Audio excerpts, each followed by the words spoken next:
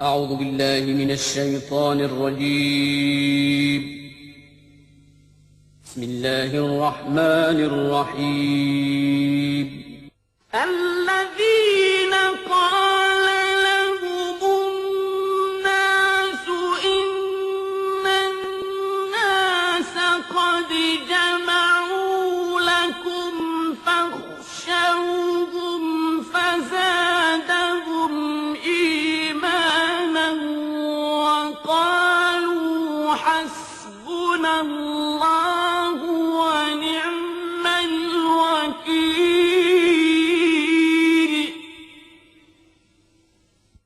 وہ شام جو روئے ابتلا، وہ شام خوف و امتحان، وہ آہٹوں کی دہشتیں، وہ ڈوبتی پرچھائیاں، تیرو تبر کا برچھیوں کا کارواں پھیلا ہوا، وہ دور تک لاشوں پر دشت بے امان پھیلا ہوا۔ سفر شام جس کا آغاز مدینہ، نقطہ عروج کربلا اور انجام شام ہے۔ 10 محرم کو حق اور باطل کے درمیان ایک ایسی جنگ چھڑ گئی جس میں بظاہر فتح باطل کی ہوئی، مگر قیامت تک حق سرخرو ہو گیا۔ یزید صرف ایک مورچہ جیتا تھا، لیکن وہ جنگ ہار چکا تھا۔ کربلا کے آخری شہید امام حسین ہیں۔ آپ بے پناہ بہادر اور شجاع تھے۔ حسین مظلوم ضرور ہیں مگر مجبور نہیں۔ حسین کی بہن جناب زینب ایک مقام بلند سے اپنے بھائی کی جنگ دیکھ رہی تھیں۔ اس مقام کو تل زینبیہ کہا جاتا ہے۔ آپ حسین ابن علی کے فرزند امام زین العابدین کے خیمے میں تشریف لائیں۔ سجاد سے زینب کا یہ کہنا کہ مولا جاگیے، غفلت سے آنکھیں کھولیے، لٹتا ہے کنبہ جاگیے، اٹھتے ہیں شعلے دیکھیے، جلتا ہے خیمہ جاگیے، اے باقی ذریت یاسین و طٰہٰ جاگیے۔ جناب سجاد بیماری کے باعث جنگ میں شریک نہ ہو سکے تھے۔ پھپھی سے سوال کرتے ہیں کہ بابا کہاں ہیں؟ آپ کہتی ہیں کہ سب شہید ہو گئے۔ آپ خیمے سے باہر آتے ہیں، آسمان کی طرف نگاہ اٹھتی ہے، فوراً سلام کرتے ہیں۔ جناب زینب پوچھتی ہیں بیٹا کس کو سلام کیا؟ کہا کہ میرے بابا کا سر نوک نیزہ پر ہے۔ جب کربلا کے دشت سے نیزوں پہ سر لائے گئے، فتح عظیم الشان کے اعلان فرمائے گئے، باغوں کا رخ موڑا گیا، خیمے اتروائے گئے، قرآن کے سارے ورق شولوں پہ پھیلائے گئے، جلتی ہوئی موجوں کے دامن میں سفینہ آ گیا، عاشور کے سورج کے چہرے پر پسینہ آ گیا اور سورج غروب ہو گیا۔ تاریکی شب میں چاند بھی بادلوں میں چھپ گیا، وہ بھی اس منظر کی تاب نہ لا سکا اور شام غریباں کا اندھیرا چھا گیا۔ گرفتاری ہے جو علیوں کے ابواب کے مددگاری ہے، کربلا میں ہے یہ فریاد کسی کی کہ برادر دوڑو، ارے کوئی چلاتی ہے عباس بلاول دوڑو، کوئی کہتی ہے طرف کر میرے دل بھائی دوڑو، ارے مالوسی جاتی ہے بیٹا علی اکبر دوڑو۔ رسول کی نواسی علی کی بڑی بیٹی زینب کربلا کے صحرا میں بے آب و گیا جنگل میں جلے ہوئے خیموں کے درمیان عورتوں اور بچوں کو جمع کرتی ہیں، ان کے دلوں کو تسلی اور ڈھارس دیتی ہیں، اور اب اس لٹے ہوئے قافلے کی سپہ سالار بھی جناب زینب ہیں۔ آپ نے جس عزم راسخ، جذبہ، ایثار، ذوق جہاد، صبر و استقامت کا مظاہرہ کیا، اس کی تاریخ اسلام میں کوئی دوسری مثال پیش نہیں کی جا سکتی۔ آپ نے حسین ابن علی کے عظیم مقصد میں بھرپور ساتھ دیا اور شریکت الحسین کہلائیں۔ 11 محرم کی وہ صبح تھی جب اہل بیت کو کوفہ جانے کا حکم ملا۔ کربلا سے کوفہ کا فاصلہ 56 میل کا ہے۔ یہ فاصلہ بہت سرعت سے طے کیا گیا اور روایت کے مطابق قافلہ 11 محرم کی شام کو کوفہ پہنچ گیا تھا۔ مسجد حنانہ کوفہ کی قدیم مساجد میں سے ایک ہے، اور یہیں پر شہداء کے سرہائے اقدس رکھے گئے تھے، اور اہل بیت نے یہاں قیام کیا تھا، اور یہاں سے ابن زیاد کے دربار میں لے جایا گیا، جسے قصر دارالامارہ کہا جاتا ہے۔ قصر کو آراستہ کیا گیا اور ہر خاص و عام کو شرکت کی اجازت تھی۔ حکومت کی جانب سے اعلان کیا گیا تھا کہ امیر پر ایک خارجی نے خروج کیا ہے، اس کے مقابلے میں حکومت کو کامیابی ہوئی ہے۔ آج اس کے اہل و عیال کو گرفتار کر کے کوفہ لایا گیا ہے۔ بازار کوفہ سے قصر تک لوگوں کا ازدحام تھا۔ پتہ کہ نقاروں پر چوٹ پڑ رہی تھی۔ جب اہل بیت کو ابن زیاد کے سامنے پیش کیا گیا تو اس نے جناب زینب سے مخاطب ہو کر کہا کہ سنتی ہو، یہ میری فتح کے شادیانے ہیں، یہ میری فتح کا اعلان ہے۔ شادیانے خاموش ہوئے۔ اذان کی آواز گونجی۔ آپ نے کہا، ذرا غور سے سن ان الفاظ کو، یہ میرے بھائی کی فتح کا اعلان ہے۔ شادیانے بند ہو جائیں گے لیکن یہ اذان تا قیامت گونجتی رہے گی اور میرے بھائی کی حقانیت اور اصول پسندی کی یاد دلاتی رہے گی۔ اس نے جناب زینب سے مخاطب ہو کر کہا کہ خدا نے تمہارے بھائی کو قتل کیا اور تمہیں رسوا کیا اور تمہارے دعوے اور جھوٹ کو آشکار کر دیا۔ جناب زینب نے اس وقت خطبہ ارشاد فرمایا، شکر ہے خدا کا جس نے ہم کو بزرگی اور کرامت عطا فرمائی، اپنے نبی محمد صلی اللہ علیہ وسلم کی وجہ سے پاک کیا اور ہم کو ہر نجاست و ناپاکی سے جو حق پاک کرنے کا تھا پاک کیا، اور عنقریب فاسق رسوا اور ذلیل ہوگا اور فاجر جھوٹا ہے۔ ابن زیاد نے کہا، تم نے دیکھا کہ خدا نے تمہارے بھائی حسین سے کیا سلوک کیا؟ جناب زینب نے فرمایا کہ میں نے سوائے نیکی اور خیر کے اور کوئی چیز خدا کی جانب سے نہیں دیکھی۔ ہم اہل بیت کے لیے اللہ نے شہادت مقدم فرمائی، وہ لڑے اور شہید ہو گئے۔ تجھے ایک دن خدا کے سامنے جواب دینا ہوگا، اس دن کے لیے تیار ہو جا۔ افسوس تو عارضی قوت و اقتدار کے نشے میں چور ہے، تیری یہ حکومت اور سلطنت دنیا زائل ہونے والی چیز ہے۔ حسینی انقلاب نے کوفے کے اس قصر کو رہتی دنیا تک کے لیے زمین بوس کر دیا جو آج ہماری نظروں کے سامنے ہے۔ جناب زینب کے کوفے میں اس خطبے کے بعد لوگوں کو حقیقت کا علم ہوا۔ دراصل یہ قیدی باغی نہیں بلکہ اہل بیت رسول ہیں۔ ابن زیاد کو کوفے میں بغاوت کا خطرہ محسوس ہوا تو اس نے قافلے کو جلد از جلد شام روانہ کر دیا۔ کوفے سے شام جانے کے 2 راستے ہیں، لیکن اہل بیت کو طویل اور آبادی سے دور الجزیرہ والے راستے سے لے جایا گیا تاکہ کسی مزاحمت کا سامنا نہ ہو۔ اس راستے کا فاصلہ 1350 کلومیٹر ہے اور یہ مسافت 18 دن میں طے کی گئی۔ اہل بیت کو کوفے سے تکریت، موصل، تل افر، سنجار، نصیبین، راس العین، رقہ، حلب، قنصرین، کفرتاب، ہمس اور ببلک سے دمشق پہنچایا گیا۔ اس راستے میں اہل بیت نے مختلف مقامات پر قیام کیا، مگر شام کے شہر حلب کو ایک خصوصی اہمیت حاصل ہے۔ حلب ملک شام کا سرحدی شہر ہے جسے الیپو بھی کہا جاتا ہے۔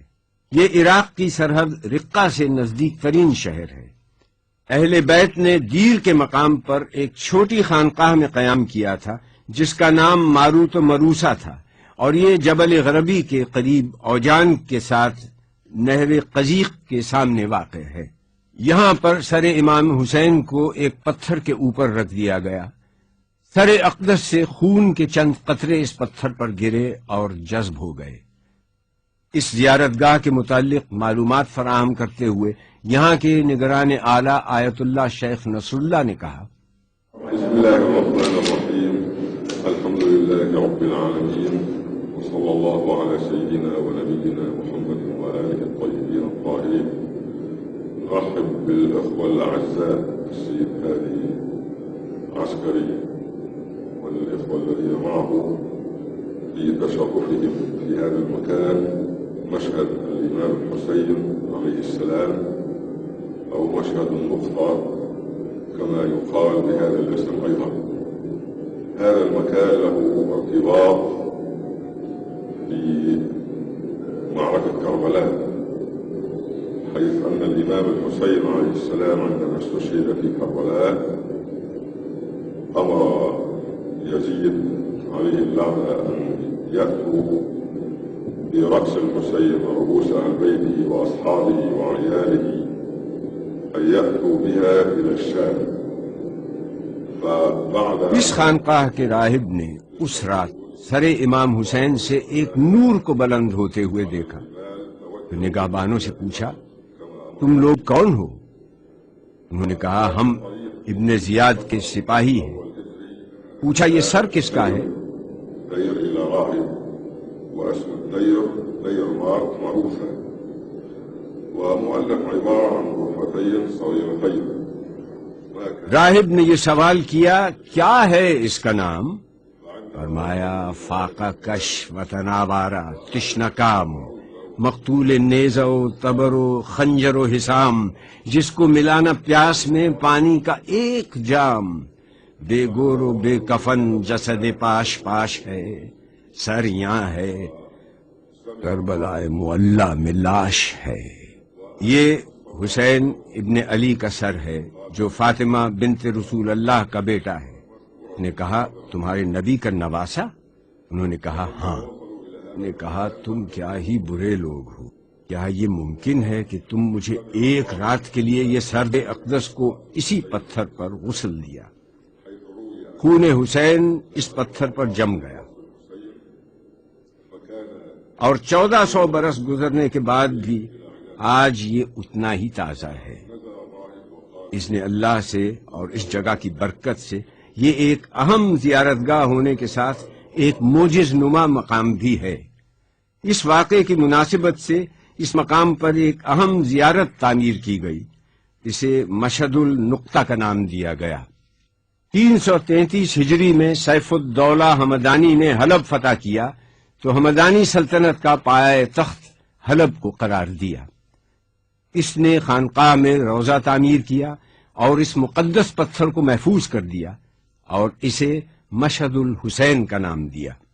سیف الدولہ کے بعد اس کی تعمیر جدید الحاج ابو نصر بن طباخ نے کی۔ اس کا مرکزی ایوان الحاج ابو غانم بن شقویق نے بنایا۔ صفی الدین طارق بن علی البالس نے مرکزی دروازہ بنوایا اور 585 ہجری میں یہ عمارت مکمل ہو گئی۔ جب سلطان صلاح الدین نے حلب فتح کیا تو وہ یہاں آ کر زیارت کرتا تھا۔ تاتاریوں کی یلغار نے اس زیارت گاہ کو بھی نہ چھوڑا، وہ لوٹ مار کرتے ہوئے تمام تحائف و جواہر لے گئے اور عمارت کو شدید نقصان پہنچا۔ جب ملک سلطان الظاہر حلب کے حکمران ہوئے تو انہوں نے یہاں تعمیر نو کا بیڑا اٹھایا۔ 1970 میں اس زیارت گاہ کی تعمیر جدید کا کام از سر نو شروع کیا گیا، جس کی سرپرستی آیت اللہ سید محسن الحکیم نے کی، اور آیت اللہ شیخ نصر اللہ کو تعمیری امور کا نگران مقرر کیا۔ زائرین کی سہولت کے لیے وسیع و عریض صحن بنائے گئے اور جدید سہولتیں فراہم کی گئیں. زیارت گاہ سے ملحق مسجد ہے. حدیث عشق دو باب است، کربلا و دمشق. یک حسین رقم کرد و دیگر زینب. ملک شام جس کا نام سوریہ بھی ہے، دمشق اس کا دارالخلافہ ہے. یہ فلسطین اور ترکی کے وسط میں واقع ہے. پیغمبر حضرت آدم نے یہاں رہائش اختیار کی تھی. قابیل نے اپنے بھائی حابیل کو اسی سرزمین پر قتل کیا تھا.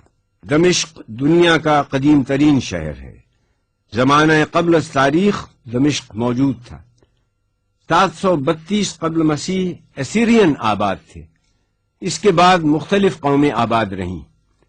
دمشق قدیم اور جدید تہذیب کا سنگم ہے. تاریخ دان دمشق کو جولاق، الفایا، الشام، دمشق ابن کنعان کہتے ہیں. قدیم دمشق کے چاروں طرف مضبوط دیوار تھی اور 8 قدیم دروازے تھے، جن میں سے 2 اسلامی حکومتوں کی یادگار ہیں. دمشق کو اسلامی دنیا میں ممتاز مقام حاصل ہے، جس کی بنیادی وجہ روضہ سیدہ زینب، قبرستان باب صغیر، مسجد اموی، روضہ جناب رقیہ بنت حسین ہے. قبرستان باب صغیر دمشق میں مقام شرجی میں واقع ہے. یہ ایک وسیع و عریض قبرستان ہے جہاں عام لوگوں کے علاوہ اسلامی دنیا کی عظیم برگزیدہ ہستیاں، امہات المومنین اور امام زادگان مدفون ہیں. ان قبور کی خاص پہچان یہ ہے کہ ان پر سبز گنبد ہے. یہ حضرت بلال حبشی کی قبر ہے. آپ کا تعلق حبش سے تھا. آپ صحابی رسول ہیں اور آپ کو اسلام کے پہلے مؤذن ہونے کا شرف حاصل ہے. مقصود تھا جو تذکرہ رب ذوالجلال، فرمان پر رسول کے حاضر ہوئے بلال. ایسی اذان دی کہ فضا ہو گئی نہال، حیرت سے سن رہے تھے فصاحان باکمال. اب کیا کریں ثنا کوئی ایسے مقال کی، تاریخ میں ہے گونج اذان بلال کی. رابر میں صحابی جلیل عبداللہ ابن جعفر طیار کی قبر ہے. اس گنبد کے نیچے اسما زوجہ جعفر طیار، سیدہ میمونہ بنت امام الحسن اور حمیدہ بنت مسلم ابن عقیل ہیں. ایک گوشے میں سکینہ بنت الحسین اور سیدہ ام کلثوم بنت امام علی ابن ابی طالب کا روضہ ہے. جناب سکینہ امام حسین کی چھوٹی اور لاڈلی صاحبزادی تھیں، جن کا انتقال شام کے قید خانے میں ہوا. ننھی سی کہاں قبر بناؤں میں تمہاری، چادر بھی نہیں جس کا کفن دوں تمہیں واری. پردیس میں کی تو نے قضا اے میری پیاری، کیا آخری خدمت کرے ماں درد کی ماری. پوشیدہ تہ خاک جو تن ہوگا تمہارا، یہ خون بھرا کرتا ہی کفن ہوگا تمہارا. جناب ام کلثوم علی ابن ابی طالب کی چھوٹی بیٹی ہیں. آپ جناب زینب کے ساتھ مدینے سے کربلا، کوفہ اور شام میں برابر کی شریک سفر رہیں. یہ روضہ امام زادہ سید عبداللہ کا ہے. آپ امام زین العابدین کے فرزند ہیں. 2 ازواج رسول کے روضے بھی اسی قبرستان میں ہیں.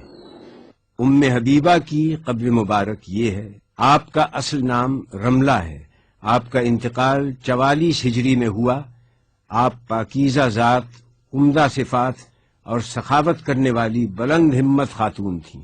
یہ ام سلمہ کی قبر مبارک ہے.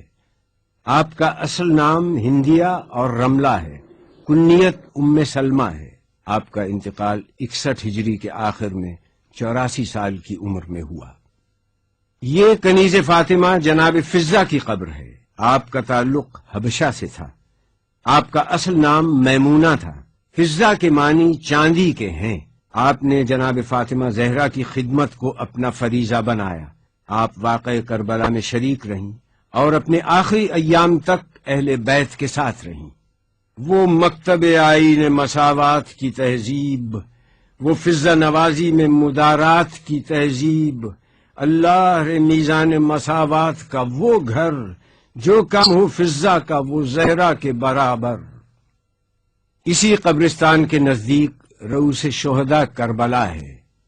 روایت کے مطابق یہاں کربلا کے 16 شہداء کے سرہائے مبارک دفن ہیں اور یہاں ایک زری تعمیر کی گئی ہے۔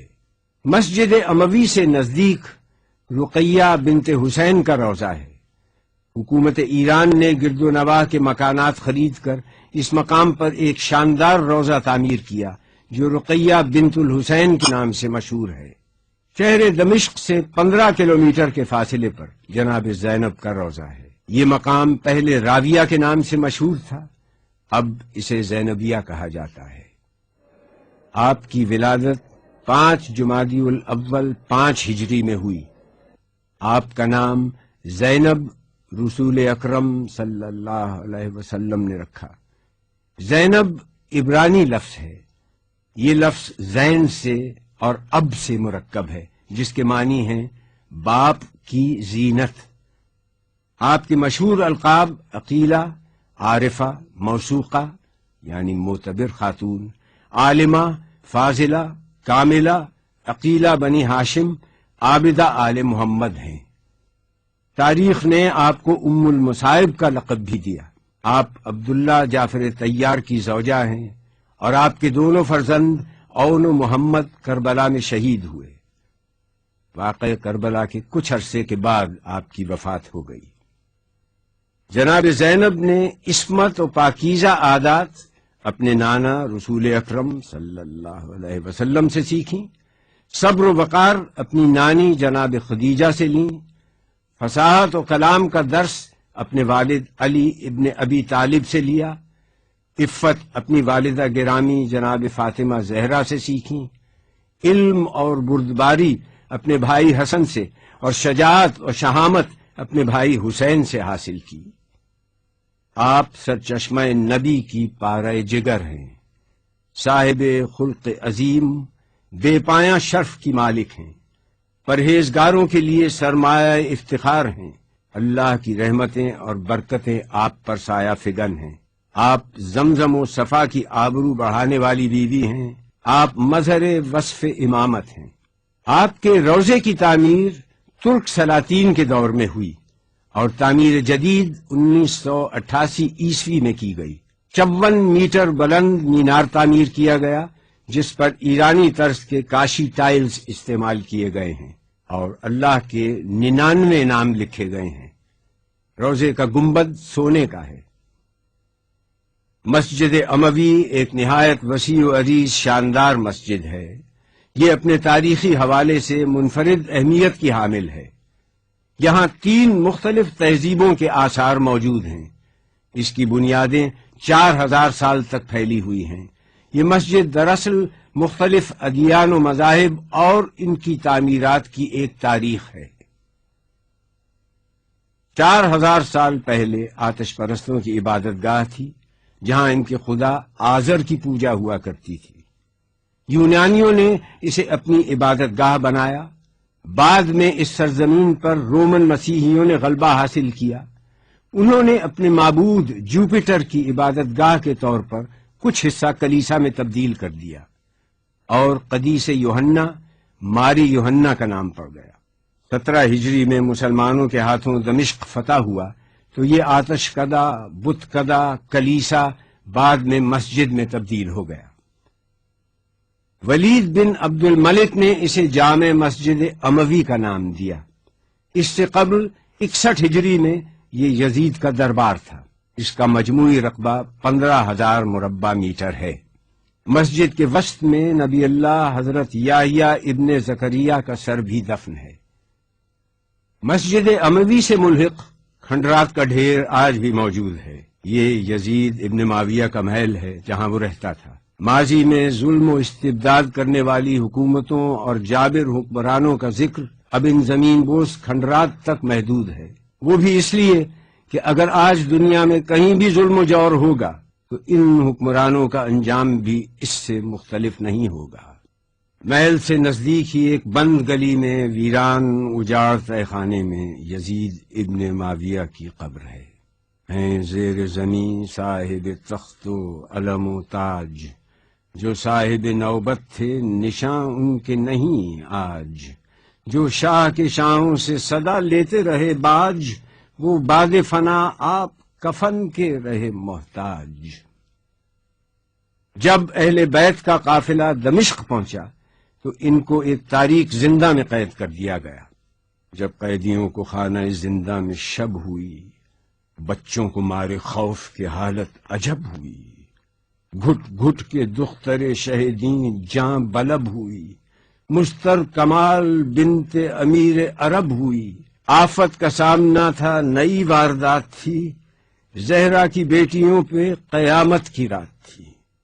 یہ شام کا قدیمی بازار حمیدیہ ہے۔ اہل بیت کو دربار یزید میں اس بازار کی تنگ گلیوں سے گزار کر لایا گیا۔ ہزاروں کا مجمع تھا۔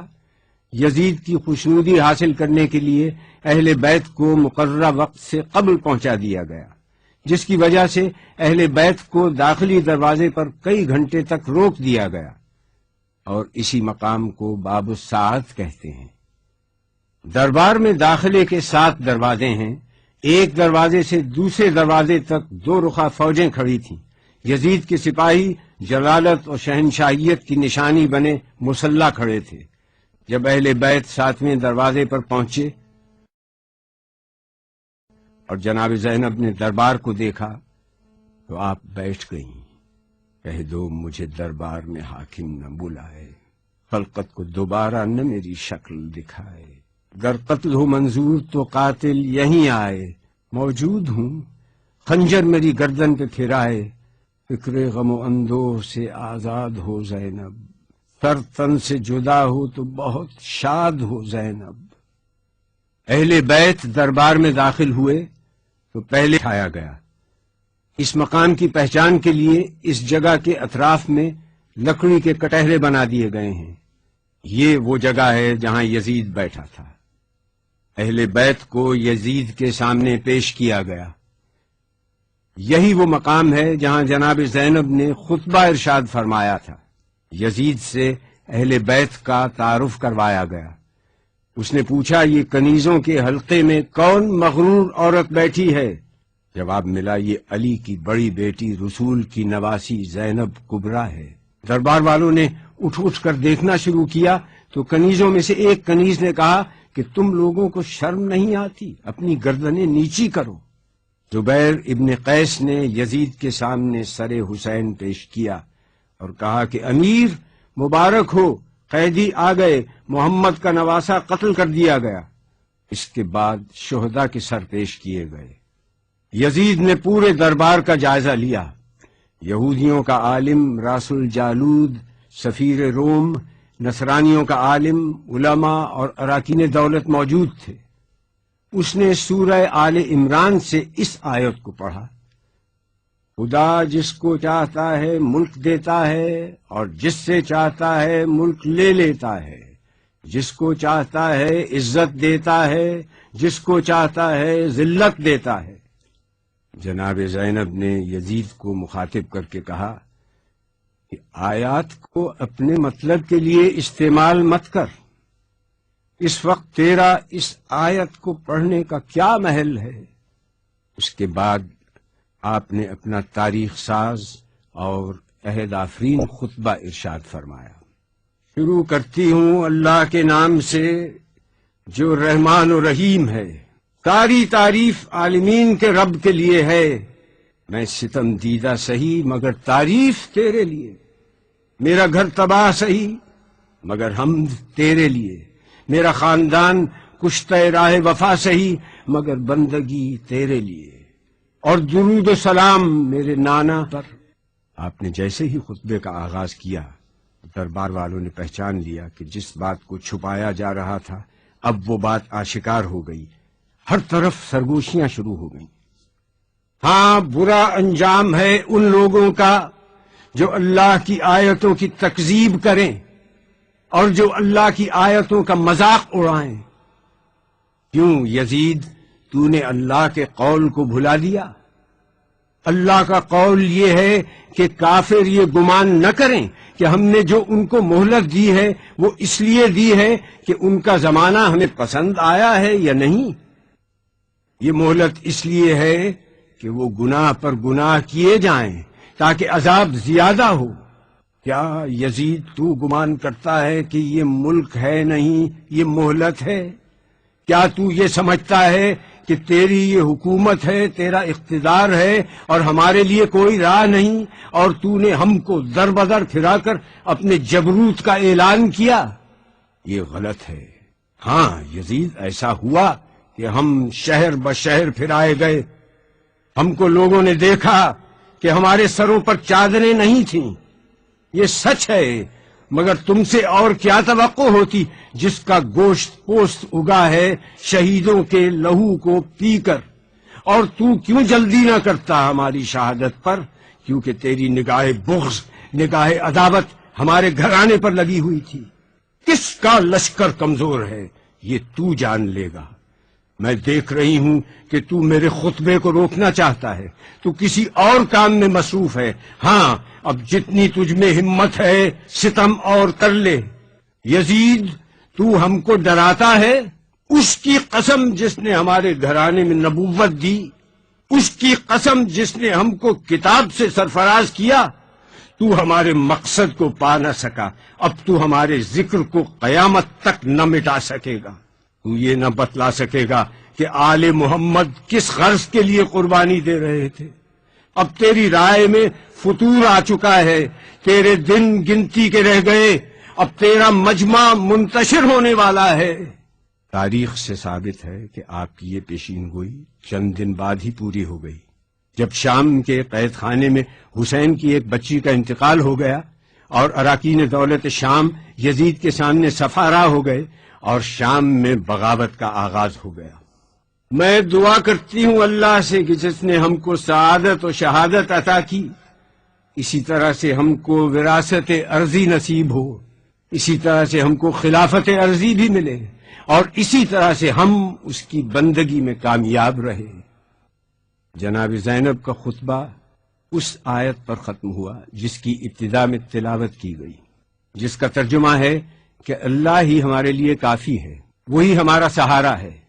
سلام ہو خدا کی راہ میں جہاد کرنے والی پر، دین کے سب سے بڑے پیشوا کی سیادت ماں بیٹی پر، خدیجہ کبریٰ کی ابدی یادگار پر، علی مرتضیٰ کی دختر پر، فاطمہ زہرا کی زندگی کے جوہر پر، غریب الوطن پر، اسیر مہن پر. آپ کی خدمت میں سلام، ہزاروں درود و سلام. ترجمان سیرت آل با زینب ہوں، شارح احکام دین مصطفیٰ زینب ہوں، ناشر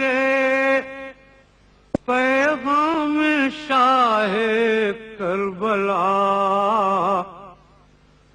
زینب ہوں، رہنمائے اہل تسلیم و رضا شبیر تھے، خون کے دریا میں بے شک ناخدا شبیر تھے، آگ کے دریا میں لیکن ناخدا زینب ہوں،